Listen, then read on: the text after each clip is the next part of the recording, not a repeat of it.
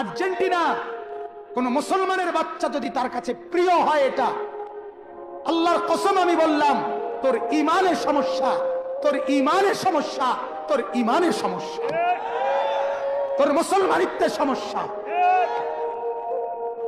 মনে রাখো যুবক, মুসলমানের বাচ্চা যদি হও, একটা ছেলেও যদি বুঝো, বেটকাইও না, ছাগলে বেটকায়, নাফরমান বেটকাইও না, অসভ্যের মতো বেটকাইও না। বেটকানের লেগে বলছি না, হাসার জন্য বলি নাই। বেটা, ব্রাজিলের খেলোয়াড় কি তোমার বাপ?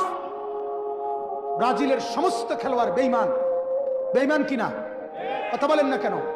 ব্রাজিলের খেলোয়াড় কাফের, আর্জেন্টিনার খেলোয়াড় কাফের। কাফের কেমনে মুসলমানের প্রিয় হয়?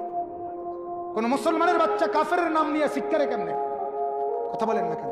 ব্রাজিলের খেলোয়াড় জীবনে কোনোদিন তোমার জন্য ভাবে নাই, আর্জেন্টিনার খেলোয়াড় তোমার জন্য কোনোদিন ভাবে নাই। ওরা বেঈমান। হ্যাঁ, ওরা কি? আর্জেন্টিনার খেলোয়াড়রা কি? ব্রাজিলের খেলোয়াড়রা কি? বেঈমান ইমানদারের বন্ধু হইতে পারে না, বেঈমান ইমানদারের প্রিয় হইতে পারে না।